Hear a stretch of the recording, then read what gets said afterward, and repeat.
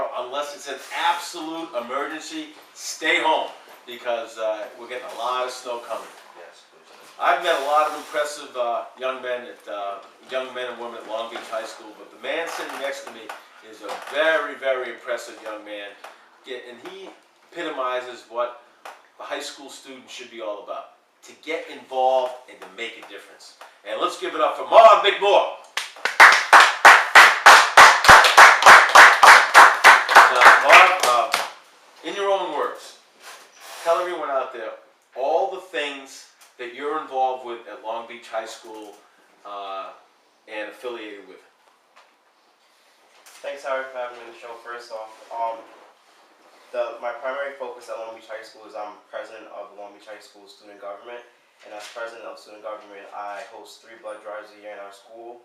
I run this huge event called Class Olympics, which is the battle of classes, and we all come out with a lot of school spirit and battle against each other and competitive fun. In addition, I'm a part of Long Beach High School's Change Club. I'm president, and with that, we try to fight all the oppressive behaviors that may occur in the school. And I'm also the president of Long Beach High School's Change Club. African American Club. And with African American Club, we just talk about the African American culture and we embrace it.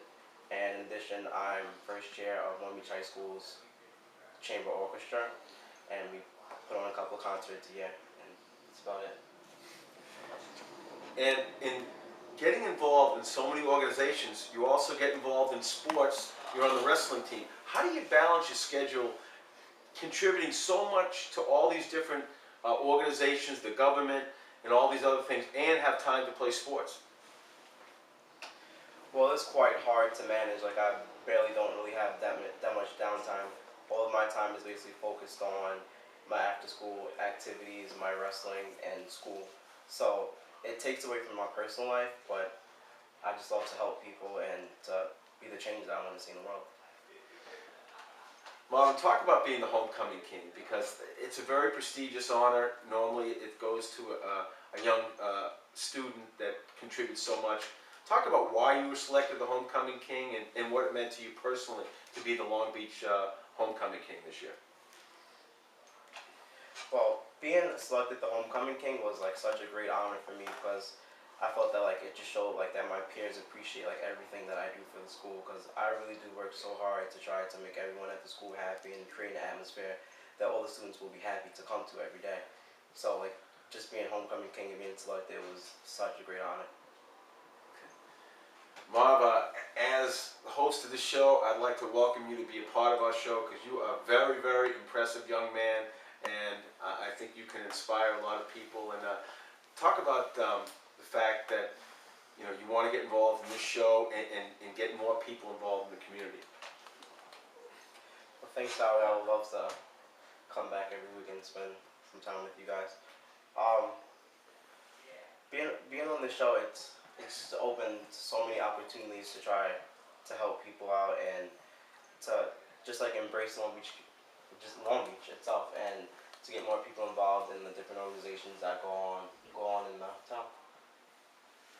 So I'm going to ask you, what do you love most about Long Beach High School, the Long Beach High School experience? Long Beach High School, what I love the most is that like we have so many extracurricular activities and clubs and so many challenging courses that we can take. So like when you go to Long Beach High School, you're going to be challenged no matter what you want to be able to do, and you'll be able to find something that goes with your interests.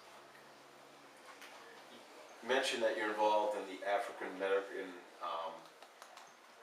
organization. Barack Obama getting elected in your lifetime, first black president, what did that mean to you? Well, when Barack Obama, when he was elected president, that meant so much to me because it showed that it can be done by like black individuals. And actually the year after Barack Obama was elected, like I decided to make the step and run for president of my student organization and end up winning. So like he just like inspired me, inspires like my peers, just like that. Although there are things that go against you in life, that you can persevere and you can do what you set out to do. So Barack Obama is a very inspiring person in my life. Let's give it up for Marv McMore. What an impressive young man. Wow. I know that's a tough act to follow. And I've been trying to get him for how long on this show? Because he impressed me when I met him at the high school game. We have another impressive young man who's involved in history. This is the first year ever Long Beach High School had a surfing team, and there's always got to be a leader of the bunch. And the leader, the captain of the first ever Long Beach surfing team is Ross Stanger. Let's get it up for Ross.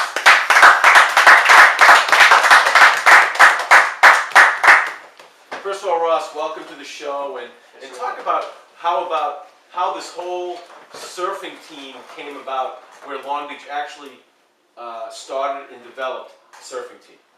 Well, first of all, there was an interest club, the surf club, that started about 5 years ago, and we were trying to get it happening for 5 years, and finally we got it going, and it's been great for the community, it's been great for the school, and it's a really great program. Talk about the first year. How did the first year go for you and the kids in Long Beach, the surfing club at Long Beach? Well, we started out in October, late September, and we had a bunch of practices a week, and we finally had a competition in Pleasant Point, New Jersey, and we placed 8th out of I think like 27 teams, which was really well for our first year, and I'm sure we're going to continue to do better and better each year. All right, now I'm going to put you on the spot. You know, we have Steve Kenner here, who's going to, when beach volleyball kicks in, he's going to do a weekly beach volleyball report. And I think two things that people are so passionate about, especially in the summertime here in Long Beach, is surfing and beach volleyball. So can you do a surfing report? I know we have bad slope, but I heard that there are times in the winter where surfing is awesome. So let's have our first Ross Stanger Long Beach surfing report. Yeah, definitely. The surfing this week shouldn't be too good, but in the winter it does get very good. It's better than the summer, and it's the same around the fall. But the winter is definitely very well for Northeasterns, and it should be waves next week, hopefully. Talk about at what age did you get passionate about the surfing? I heard your dad's a big surfer too. Yeah. Who's a great chiropractor here in town, West End Chiropractic and everything. But at what age did you become passionate about surfing? I became passionate when I was about 11, 10 years old, and from the second I started, I really enjoyed it. I loved it. It was my favorite thing. I was playing hockey at the time, and as soon as I started that, I felt I would have to wake up at 6 o'clock when the waves were good and go to hockey, and I ended up choosing surfing over hockey, and I still love it. I do it every day whenever there's waves, and it's my favorite thing. All right, now Walter and I are asking ourselves, are you going to be committed to do a weekly surfing report? Because that's something, we got the Long Beach Lady Hockey Maven, we got Steve with the beach volleyball. Are you going to be doing we'd love to have you do a weekly surfing report, because like I said, people in this town are so passionate about surfing. Yeah, I would definitely love to do that. It'd be really good for the community and the radio show. That's all. That's all. Let's give it up for Ross Stanger. Great job. And now let's welcome in my buddy Steve Kenner, who's going to do the beach. It's a little, we're not ready for beach volleyball yet, but a big event happening at Lola's next Tuesday is the Taste of Long Beach. And Steve loves his restaurants in Long Beach. So Steve, why don't we do a little preview of what's going down at the Taste of Long Beach and that big event coming up. All right, well, as you said, the Taste of Long Beach is being held at Lola's. It's a week from tonight, from 5:30 to 7:30. There will be a selection of appetizers by Chef David Livingston, and it's actually part of an organization or an extension of the library to raise auxiliary funds for Long Beach Library programming. As people know, the Long Beach Library does a lot of events. The Jazz Festival, they have a Blues Festival, there's going to be a Folk and Funk Festival coming up that they're trying to do. That has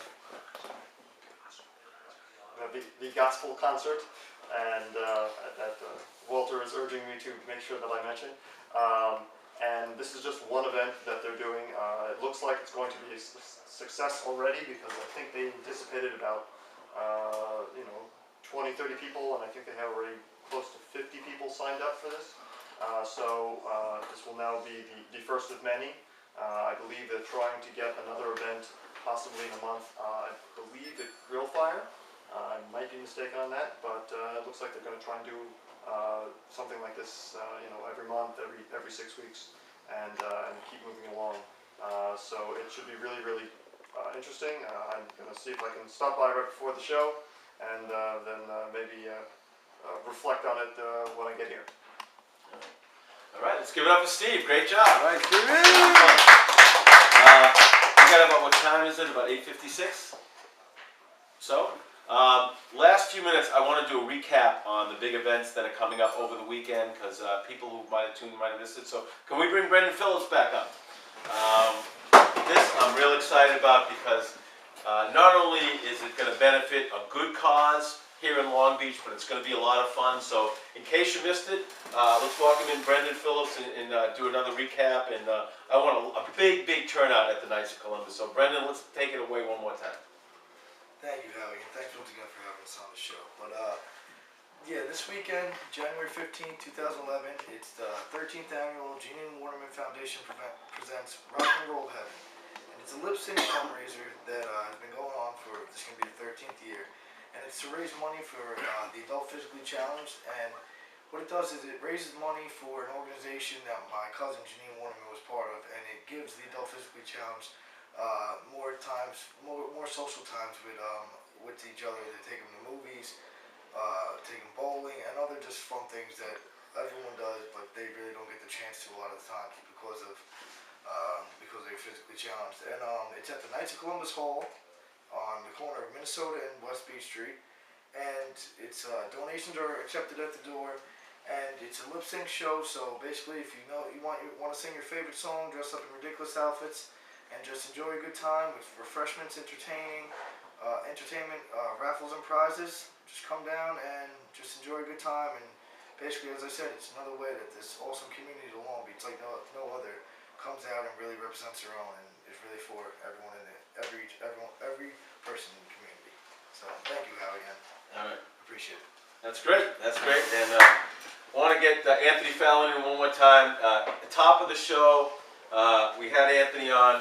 Talked about. Let's get Anthony on.